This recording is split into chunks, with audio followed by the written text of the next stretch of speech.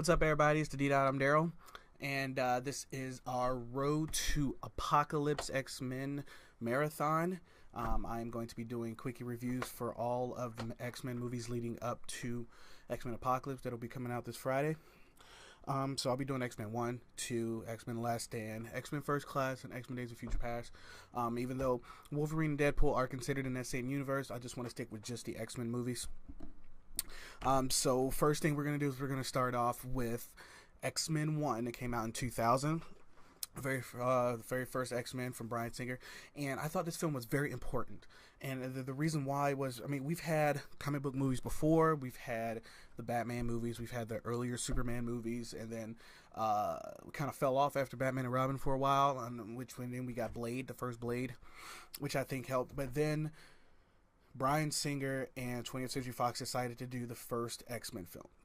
And I thought this X-Men film was very significant for its time just because of certain things that I wanted to go through. One is the fact that you can actually take a superhero film seriously. Not everybody needs to be running around in spandex or anything that they thought like that.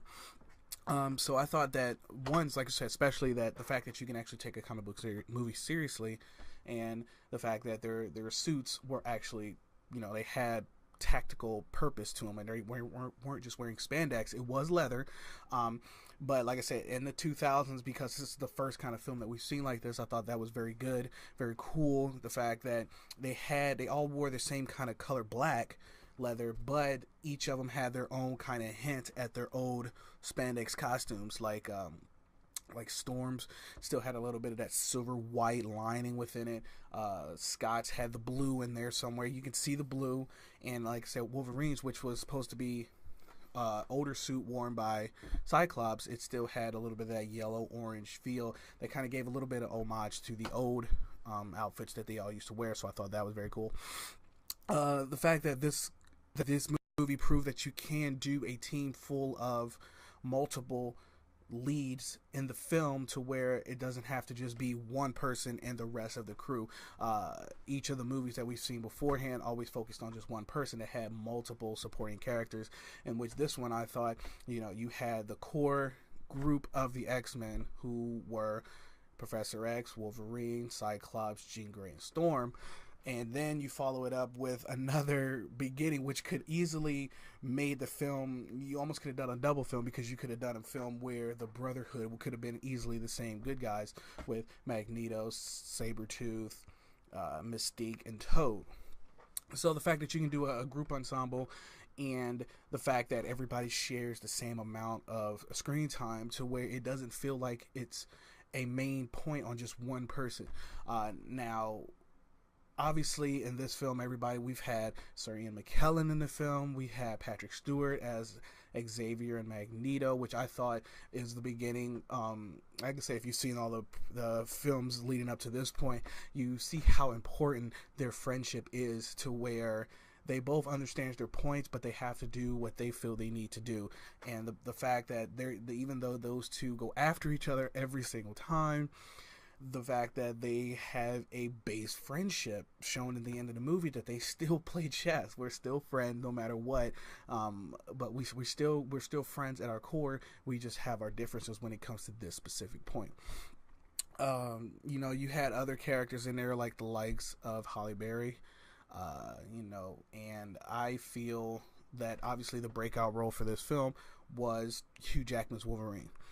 And I remember when I was younger, I wasn't too big into all of this movie hysteria with backlashes and everything, but I do, reading back on them now, remember what it was like when they first cast Hugh Jackman as Wolverine. I understand some people didn't like it, just the fact that he was, 6'2", 6'3", 6'4", versus Wolverine, who's about 5'2" in the comic books. And I thought this was one of the first times where they feel that, you don't have to pay 100% homage to the cartoon or comic book just because someone's height, something they can't control. You always hire the best actor possible, and then you fill in the other roles. You don't change the entire movie for just one person. If you have to, you change that one person to fit into that entire universe. And obviously now he's been playing our character for 17, 18 years now. This was probably one of the better castings that any superhero film has ever done out there before, and I thought that It's very good. Like I said, later on you'll get the Robert Downey Jr.'s, but Iron Man didn't come out till 2008. Wolverine, Hugh Jackman was Wolverine for 8 years before we even got Robert Downey Jr. And obviously his role leads, he seems to be that centric character, even though it's called X-Men, and like I said, it's a group. You have to have it focus on kind of one person to kind of steer the rest of the movies or where you want them to go. And just the fact that Hugh Jackman, or Wolverine, does not remember his past, we can kind of inform people as we go through this movie to where he is the centric. He's not the centric character. He's the centric character, but he's not the main character. And I thought that is very fine for what they were going to do. Obviously, using Wolverine as the anchor to carry us through the rest of these movies.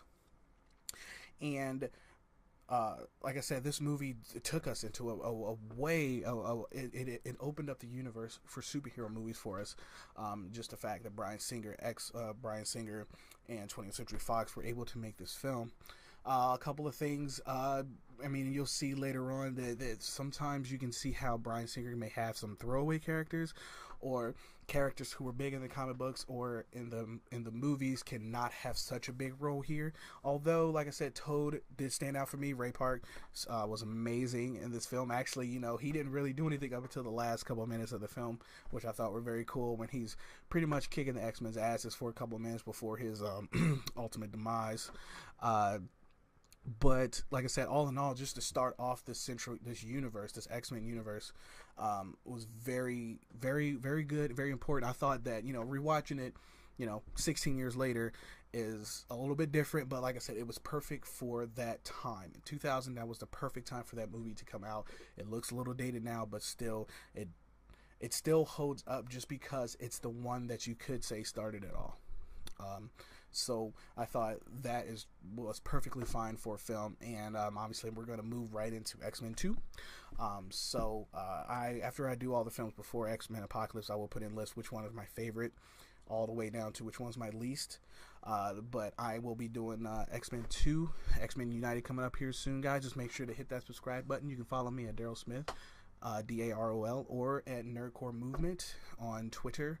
And you can just keep everything going. Feel free to put any likes and comments, what you did like about the first film, what you didn't like, and what kind of speculations are you looking for to carry on in the story in X-Men Apocalypse.